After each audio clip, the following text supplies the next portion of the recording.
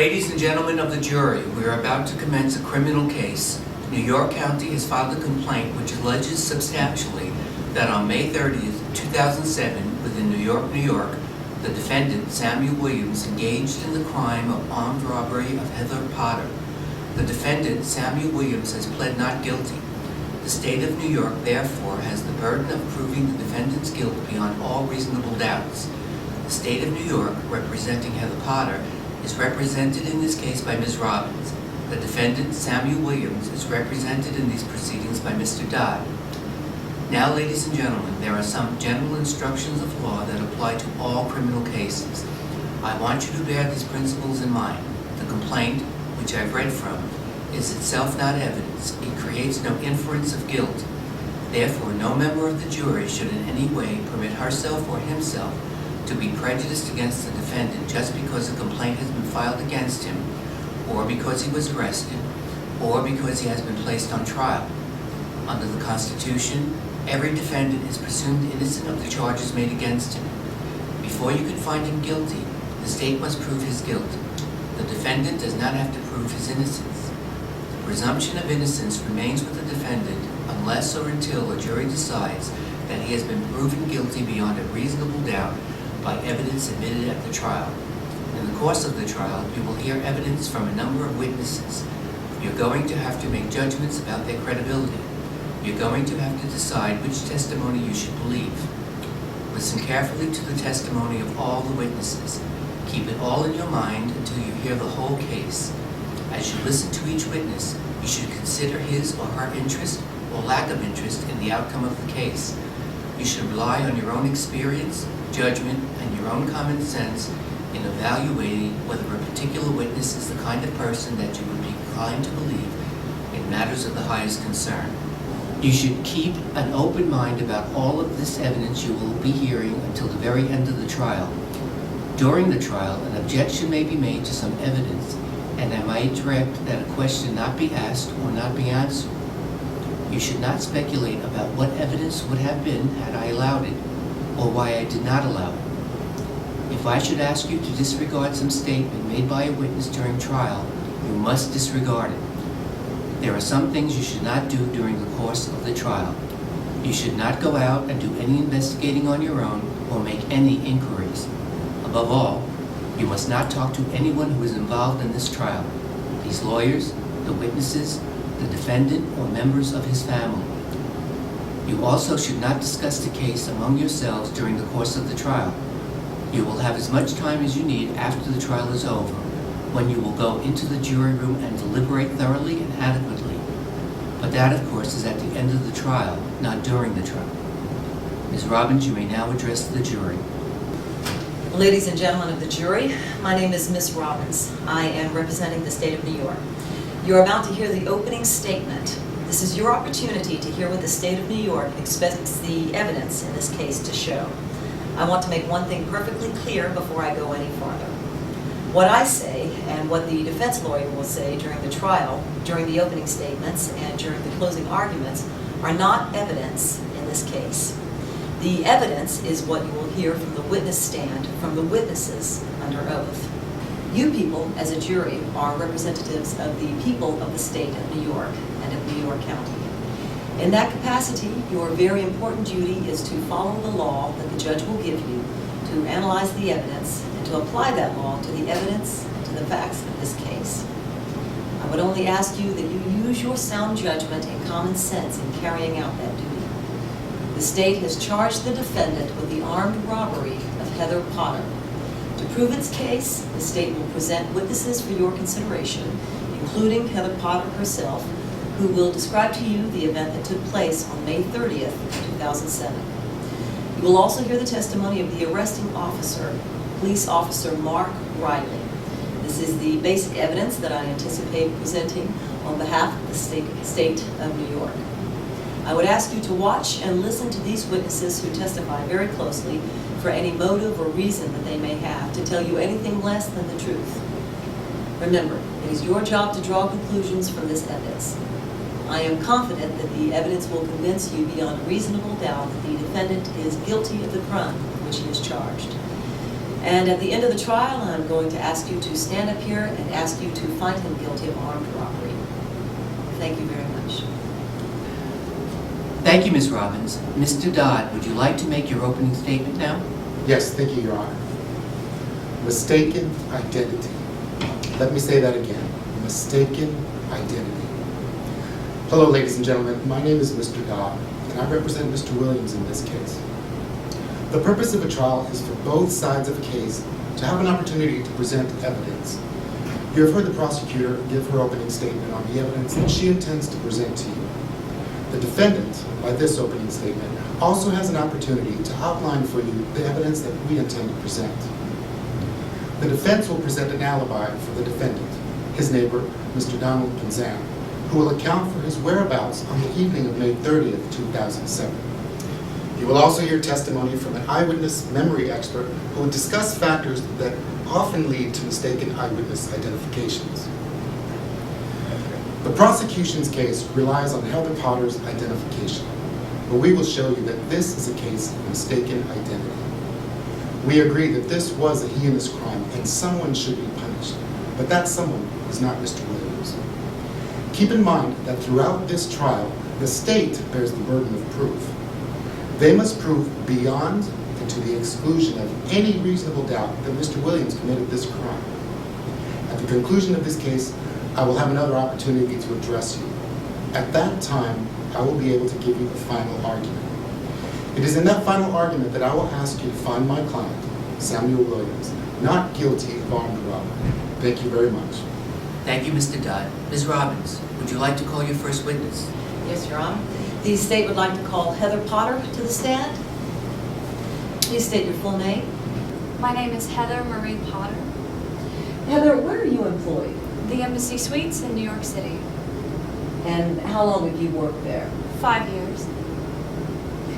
Could you describe your responsibilities at the Embassy Suites? I am responsible for staffing the front desk and confirming reservations and checking in guests. Ms. Potter, describe the lobby of the Embassy Suites Hotel. It's an old-fashioned hotel.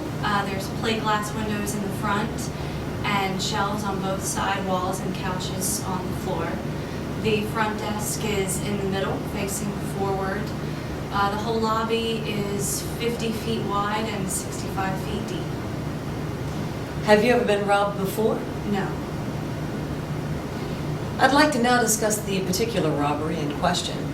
Do you recall what day of the week it was and what time the incident took place? It was Friday at 9 p.m. On Friday, May 30th at 9 o'clock p.m. Where were you? I was standing in the lobby behind the front desk. Tell us what happened. There was no one in the lobby or at the front desk except myself. The door to the hotel opened and someone came in.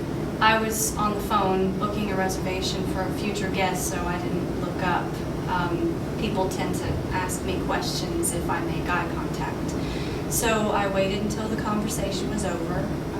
When I hung up the phone, the person was gone. I assumed it was a guest on the way to their room, so I didn't think much about it. So you saw him enter the lobby? Yes. And you were looking at him? Well, I just glanced at him. I knew it was a man, but I didn't notice anything else at that point. Would you say that during that time you got a good look at him? No. All right. Then what happened next? Well, the phone rang again, so I answered it. And right after I hung up the phone, I felt a gun pointed at the back of my head. And a man said, "Give me all the money." Can you describe the gun? I didn't really see it. Like I said, the gun was pointed at the back of my head. And then what happened? I emptied my drawer of all the cash and handed it over to him. Could you see what the man was wearing?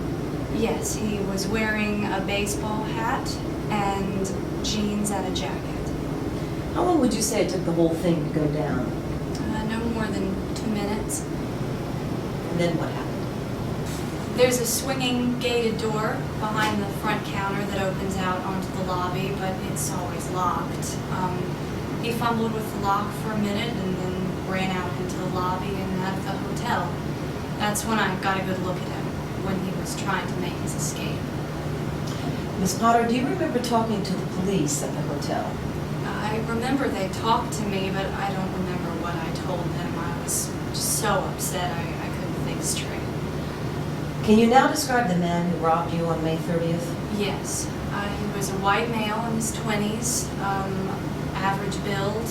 I didn't notice anything unusual or distinctive about him. Ms. Potter, do you see the man in court today? Yes, I do. He's right there, at the defense table. Ms. Potter, that evening, did the police contact you again? Yes. What did the police contact you about? They wanted me to come down to the station to look at some photos. I said yes, and I went to the station. What happened there?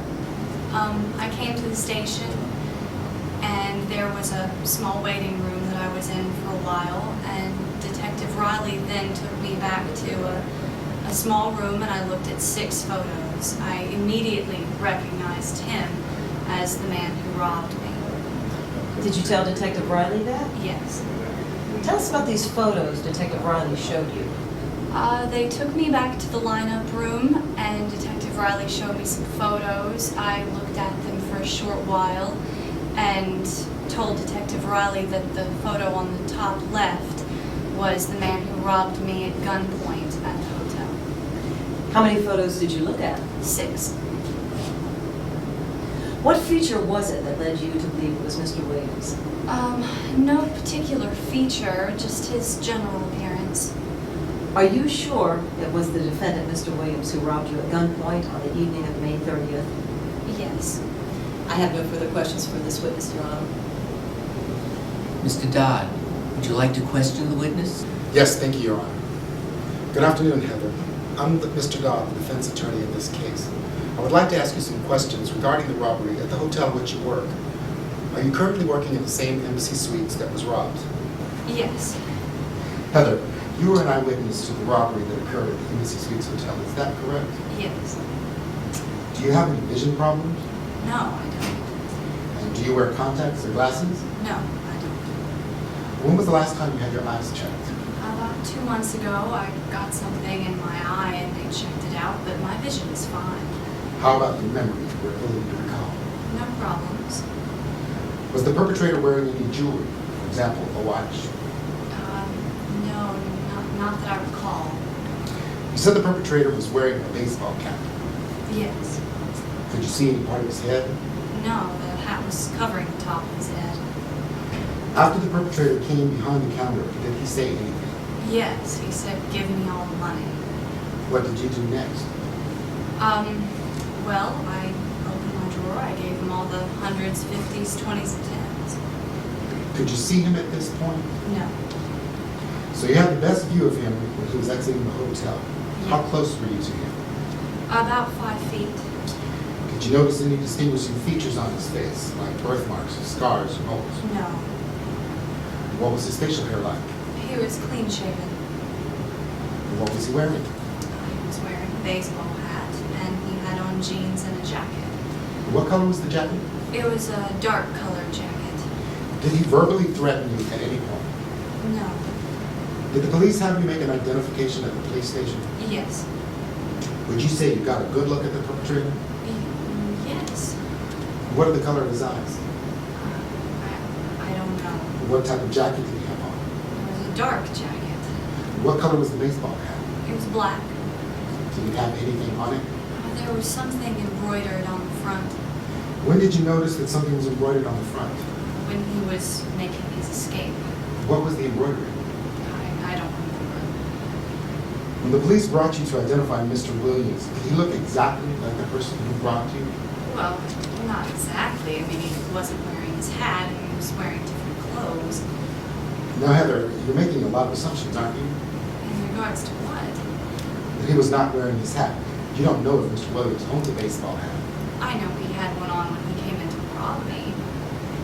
It might be that you are assuming that Mr. Williams robbed you and it wasn't Mr. Williams. No, I recognized him from the lineup. You are convinced that this was Mr. Williams, aren't you? Yes, I am. And nothing is going to change your mind? No, I'm confident that the defendant is the man who robbed me. And you've never made a mistake about identifying a person before? Not to my knowledge. Never seen two people who look alike? Well, of course, a lot of people look alike. Ever mistaken one person for another? Well, yes. Hasn't everyone? Thank you, Your Honor. I have no further questions. Ms. Potter, you may step down. Ms. Robbins, you may call your next witness. The state calls Detective Mark Riley to the stand. Detective Riley, when did you first get involved in this case? I was in my car and received a radio call directing me to the Embassy Suites Hotel. And when was that? It was 9:05 p.m., May 30th, 2007. What happened when you got there? There was a woman standing behind the front desk sobbing. Did you talk to her about the incident? Yes, Miss Potter was pretty shaken up, but she told me what happened. Did Miss Potter describe the man? Only generally. She said he was a young white male in his 20s with an average build, dressed in jeans, wearing a dark jacket, and a baseball hat. She said she didn't notice anything unusual about him. She couldn't tell me his height or his weight, but she was very upset. Did she say anything else? Nothing except the details of the crime. And what happened next? I called the description in headquarters and they sent it out over the police radio. And what happened next? I drove back to the police station. Did anything happen on the way back to the police station? Yes. Could you describe what happened? Yes, I saw a man who fit the description given by the eyewitness. Did you pull him over? Yeah, I pulled him over to question him and he ran. And then what happened? I chased after him, caught him, placed him under arrest, and drove to the station. And what was this person's name? Samuel Williams. After you returned to the station, what happened? I called Miss Potter and asked her to come down to the station to view a photo lineup. Did she come? Yes. Tell us how the lineup was constructed. I took a photo of Mr. Williams standing in front of the white background we have in the booking room. Then I matched his photo up with 5 other photos from our male adult offender file. How did you match up his photo with the other 5 photos? I matched the other 5 photographs based on the description the eyewitness provided. Did you give the eyewitness, Miss Potter, any instructions before viewing the photo lineup? Yes. Could you describe them? Yeah, I said the person may or may not be in the lineup and to take her time. Then I placed the 6 photos down on the table and waited for her response. And what was her response? After a short while, Miss Potter pointed to Mr. Williams' photo and stated that he was the person who had robbed the hotel and pointed a gun at her. How long would you say it took between the time of the robbery and the identification of Mr. Williams in the photo lineup? 5 hours. Thank you, Your Honor. I have no further questions for this witness. Mr. Dodd, you may now cross-examine. Thank you, Your Honor. Is it normal procedure to have a lineup the same day as the crime occurred? Well, it depends on the case, the evidence, and whether or not we're able to apprehend the perpetrator. When Ms. Potter made the identification, how certain was she? She appeared to be very sure of her decision. Did you get a confidence rating from her on a scale of, let's say, 1 to 10? No. Well, then how can you be sure she was very confident? She just appeared to be very confident. Have any of your eyewitnesses made mistakes in the past in misidentifying the suspect?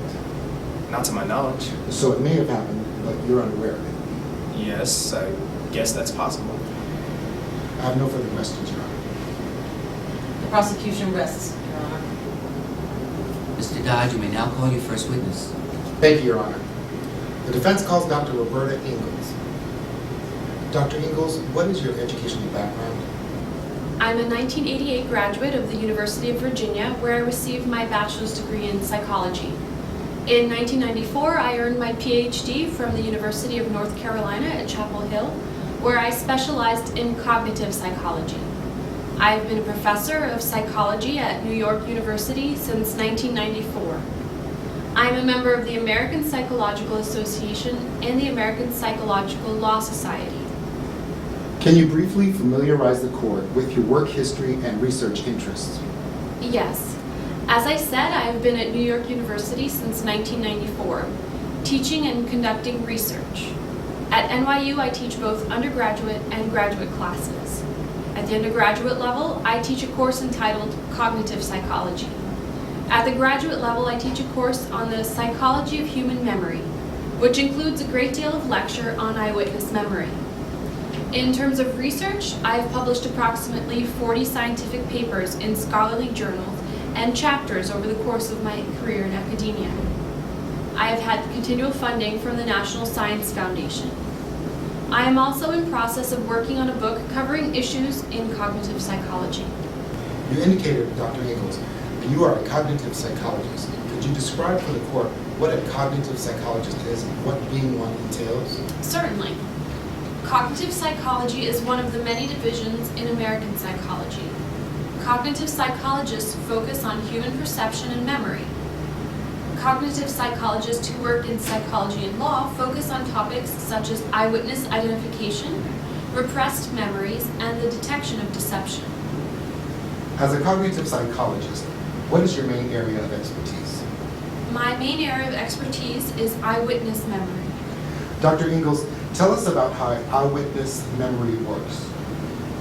Human memory is a complex cognitive process involving 3 distinct stages. At the first stage, information is perceived and encoded into memory. At the second stage, encoded information is stored in memory. At the third stage, stored information is retrieved from memory, such as when an eyewitness is asked to recall information about a crime or to identify a perpetrator from a photo array. Memory is vulnerable at each of these stages. Certain factors can influence the way a memory is remembered. Your Honor, I request permission to tender this witness as an expert. This witness has been so qualified. Please proceed. Thank you, Your Honor. As a result of the factors that influence eyewitness memory, do mistaken identifications occur?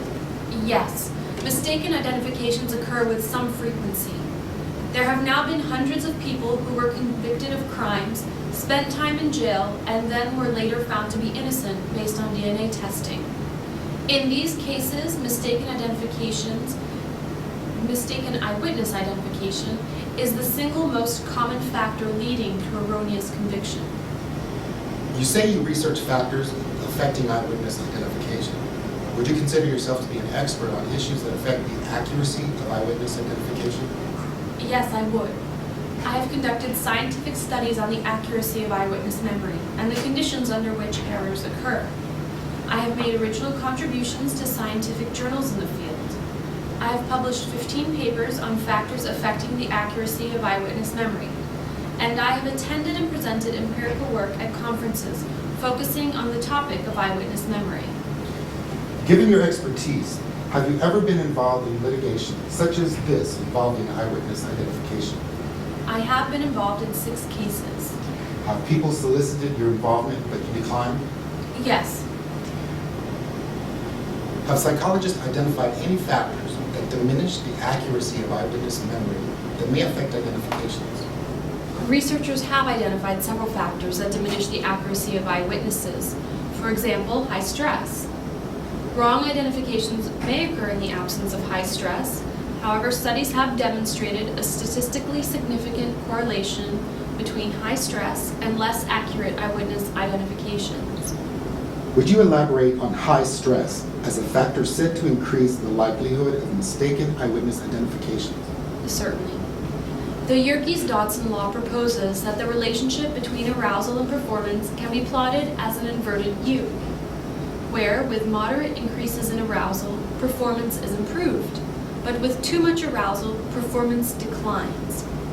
In terms of eyewitness identifications, the best possible scenario is when the eyewitness is alert, meaning a little bit aroused, but not so aroused that the eyewitness's attention is too focused and narrow to make a positive identification. Dr. Ingalls, have you personally conducted any research investigating the accuracy of eyewitness memory for persons encountering exposure to highly intense stress? Yes. In fact, I have conducted some relevant research. Most studies that examine the accuracy of eyewitness identification are conducted in settings that do not stimulate the participant in the same way as an actual life-threatening event would. I was interested in overcoming this limitation, so I conducted a study using the U.S. Army Survival School training program for the study of realistic threat-to-life stress in humans. This setting allowed me to apply severe stress in a uniform manner, controlling for factors that other settings could not. Could you please describe your study? Certainly. 334 recruited active duty military personnel enrolled in military survival school training were the subjects of my investigation. The personnel had been in active duty for an average of 4 years, and the average age was 25. Participants were told that their participation in our study would not affect their outcome in survival school. All agreed to participate. The participants were randomly assigned to one of two possible conditions, either a high-stress or low-stress condition. There were an equal number of participants in both conditions. The military personnel were placed in the wilderness, where they were captured and put in mock captivity in a prisoner of war camp. Once captured, participants were interrogated in either a high or a low-stress manner by an interrogator 12 hours after being put in the prisoner of war camp. The two types of interrogations experienced by the participants differ in the degree to which the participant is confronted with a threat of physical violence during the interrogation. The high-stress condition obviously had more threat of physical violence. So after the participants were interrogated, what happened? 24 hours after being released from the prisoner of war camp, subjects returned to the survival school training facility and, irrespective of whether they were interrogated in a high or low stress fashion, were told that they would need to identify the person interrogating them during their capture.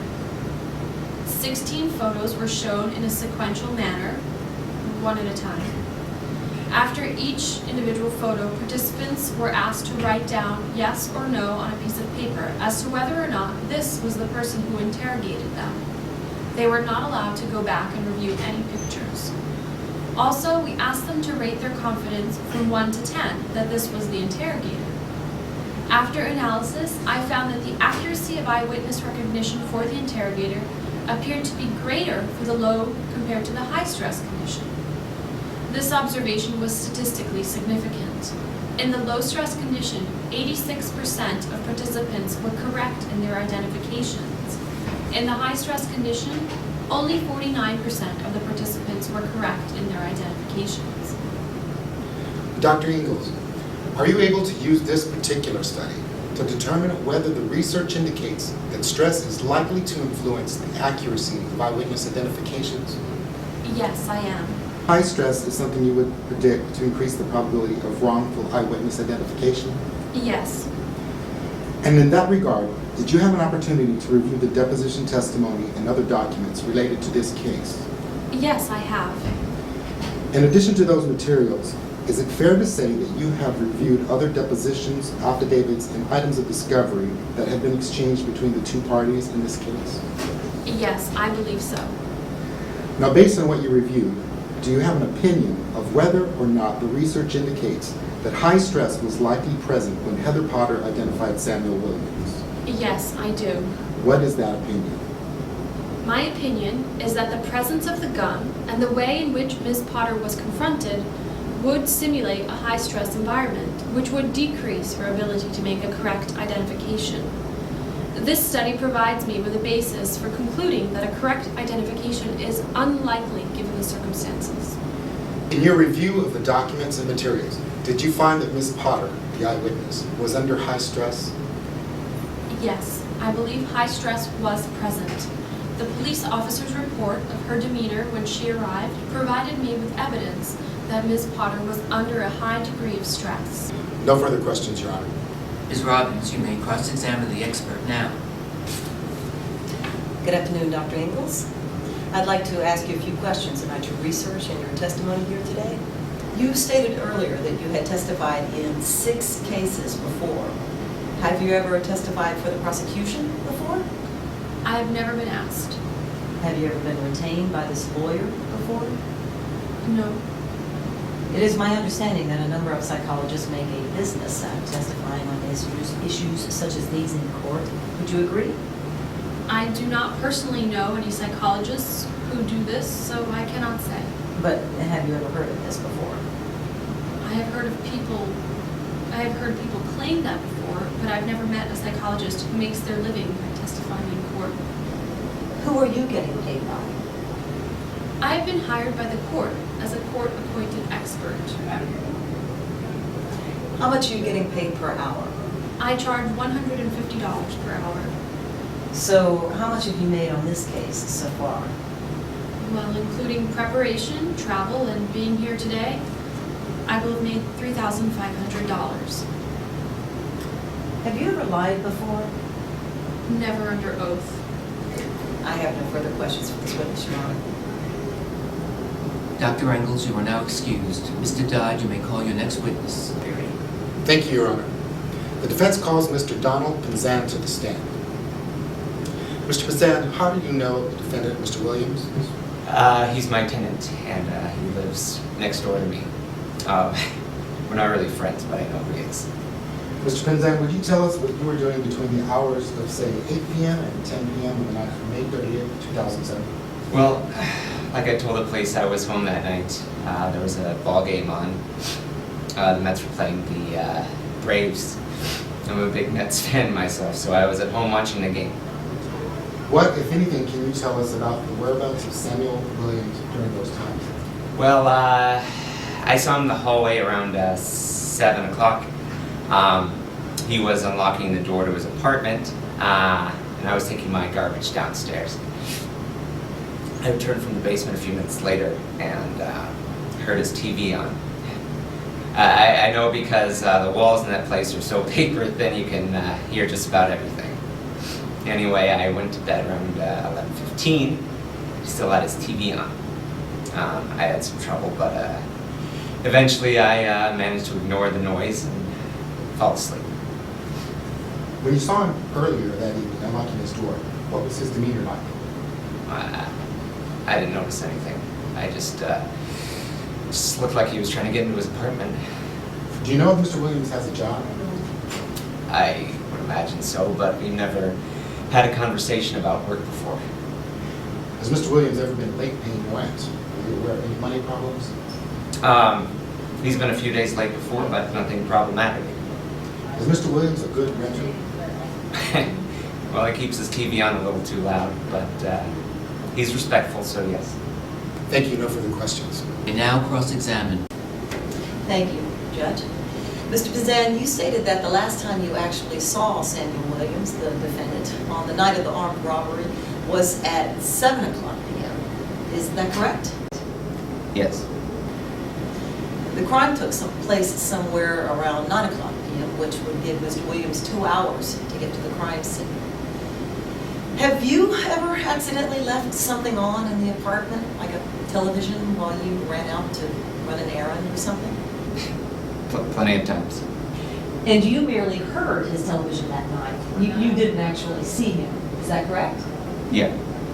Thank you, Your Honor. I have no further questions. Mr. Ponson, you may now step down from the witness stand. The defense has no further witnesses. Is the prosecution prepared to give its closing remarks? Yes, thank you, Your Honor. Ladies and gentlemen of the jury, when I first stood before you at the beginning of this trial, I told you what we, the state, would prove.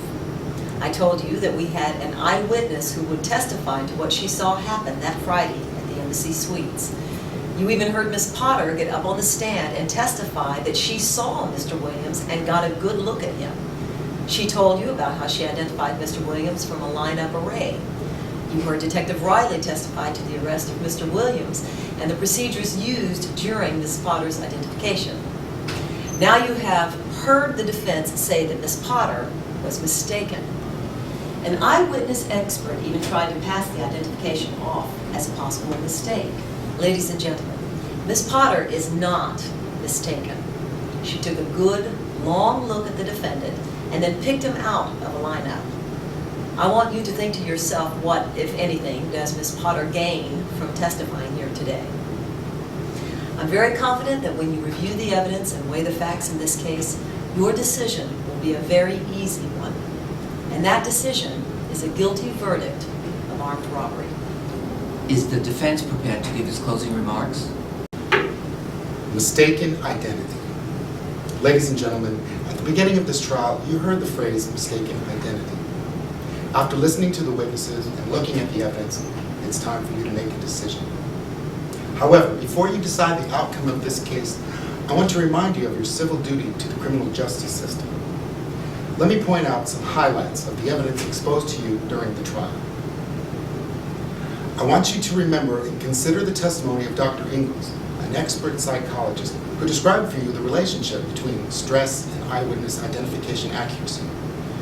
You heard her describe the results of a study that she conducted. The results from her study clearly show stress reduces people's ability to accurately identify someone. Thus, the stress that Ms. Potter experienced was likely to cause mistaken identification.